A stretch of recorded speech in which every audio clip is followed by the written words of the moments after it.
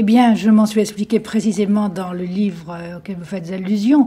Il est certain que j'ai vécu pendant au moins une dizaine d'années, de 20 à 30 ans, dans une assez grande indifférence à tous les événements qui m'entouraient, d'une manière que j'appellerais d'anarchiste de gauche, c'est-à-dire que j'avais certainement une quantité d'idées, de tendances qui me portaient vers ou les peuples ou les classes opprimées, mais enfin, ça ne s'incarnait dans aucune action et je n'avais pas l'impression que j'avais à l'incarner. Là-dessus, il y a eu d'abord la guerre d'Espagne qui m'a fait mesurer que mon impuissance était quelque chose de douloureux, parce que j'avais des amis espagnols qui, quand ils revenaient en France en permission, qui se battaient là-bas, disaient « salaud de français ». Et ça me gênait parce que je me sentais malgré tout compromise. Et puis alors, surtout, ce qui a eu de décisif pour moi, ça a été la guerre, ça a été l'occupation, ça a été alors la conscience brutale que j'avais vécu dans une espèce de rêve et que la réalité, soudain, et l'histoire fondaient sur moi sans que j'aie compris ce qui allait m'arriver. Et j'ai compris à partir de ce moment-là qu'il fallait que j'essaie précisément de suivre les événements, non seulement de les suivre, mais de participer le plus possible et de m'y engager. Et ça a été, enfin ça s'est raconté tout au long, ça n'a pas été exactement une crise, mais ni même non plus une évolution, parce que ça s'est fait à la fois brutalement et d'une manière lente, puisque l'occupation, cette expérience a duré 4 ans. Et quand je suis sortie de là, évidemment, en 44-45, il n'était plus question de revenir à l'ancienne insouciance.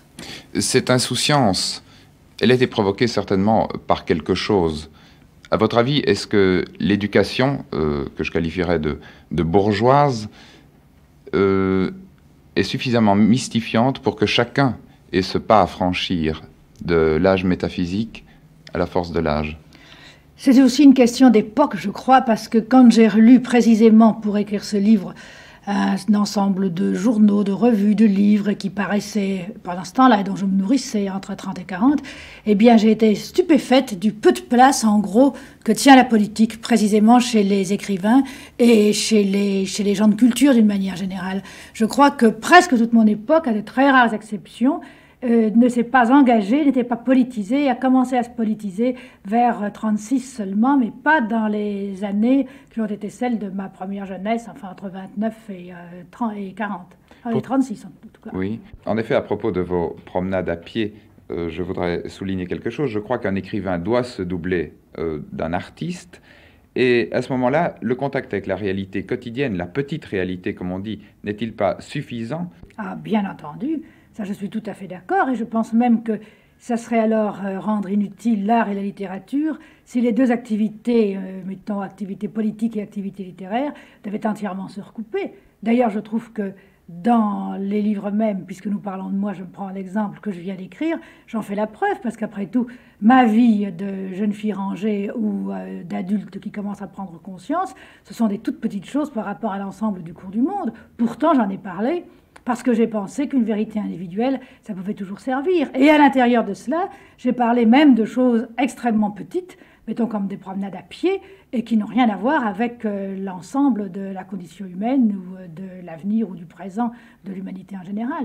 Là, je suis tout à fait d'accord, et j'admettrais même qu'on restreigne autant qu'on veut le travail romanesque, ou le poème, ou la nouvelle, ou même le roman. Oui, vous avez donc un goût absolument certain pour la réalité quotidienne, pour la petite réalité, comme vous dites. Mais je voudrais savoir dès lors pourquoi vous avez voulu vous lancer dans une action politique. En effet, je crois que cette action politique peut être dangereuse pour un intellectuel qui a le souci de vérité. Le philosophe Merleau-Ponty a écrit dans son dernier ouvrage une phrase que je trouve assez significative. Il a dit « Le tout pour un intellectuel n'est pas d'être à la mesure de la vérité, n'est pas d'avoir raison, mais bien d'être à la mesure du grand trompeur, le grand trompeur qui est l'histoire. Vous ne croyez pas que cette situation de l'intellectuel est dangereuse s'il a un souci de vérité? Vous me posez deux questions à la fois, en Oui. somme. La première, c'est pourquoi j'ai été amenée à prendre des positions d'ordre public, oui. Et l'autre, c'est comment je conçois ces positions. Pour la première, c'est extrêmement facile. Je trouve qu'au contraire, dans la mesure où j'avais le goût de la vie individuelle, comme ça se marque, mettons, dans mes promenades ou dans mes voyages, eh bien, c'était un goût de la vie en général. Et dès qu'on a le goût de la vie, on ne peut pas accepter de l'avoir diminué chez autrui. Je pense que c'est au contraire parce que j'avais le goût de la vie qu'il m'était insupportable de voir, mettons, des peuples opprimés ou dans la misère, comme il m'est arrivé d'en voir au cours de mes voyages. C'était quelque chose qui m'était insupportable. Il m'était insupportable de voir également des classes opprimées et où il est impossible d'arriver à ce qui faisait pour moi le goût et le sens de la vie. C'est, je crois, au contraire, parce que j'ai aimé la vie, que j'ai souhaité la vie avec ce que ça suppose de liberté et de possibilités pour tout le monde. Je crois qu'au contraire, une des raisons des engagements que j'ai pris par la suite, c'est la vitalité qu'il y avait chez moi.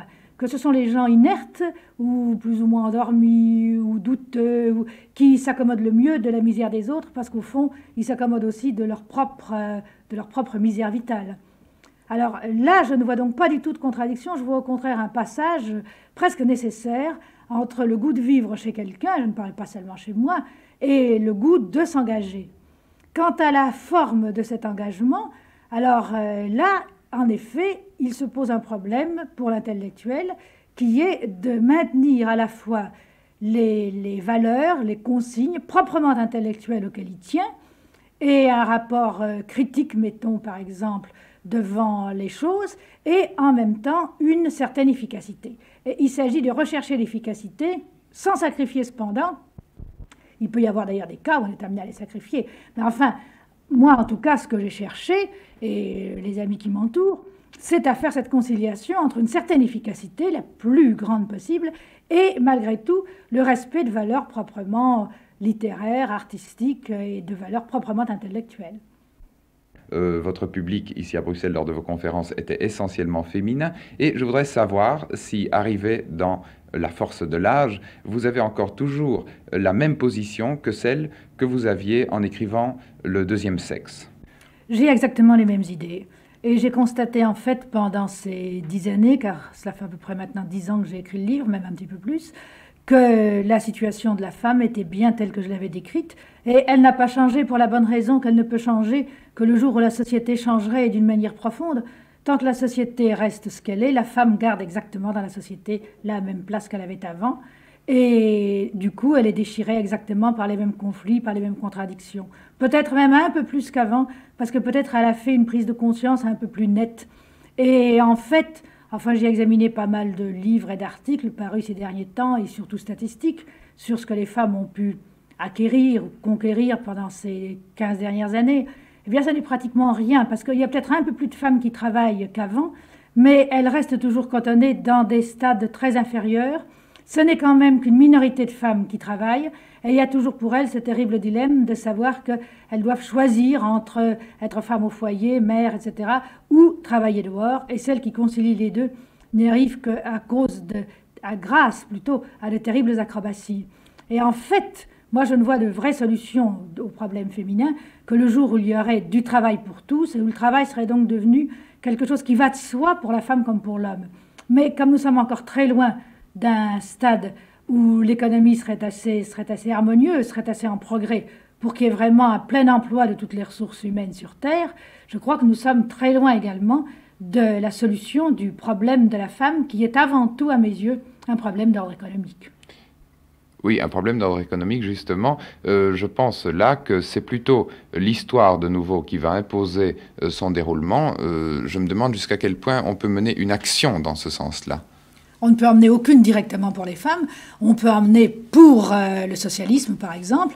On peut emmener sur un plan beaucoup plus vaste. Et c'est pour cela que ça m'agace un peu comme quand on me cantonne, comme vous me le disiez vous-même tout à l'heure, dans les problèmes féminins. Parce que, ayant fait le bilan de ces problèmes féminins, je ne m'intéresse plus à aucun problème féminin en particulier. Ou enfin, si, sur quelques points de détail, il y a encore des combats à mener. Parce que malgré tout, il y a tellement de malheurs dans la condition féminine qu'on peut lutter sur certains points particuliers. Je pense par exemple au birth control.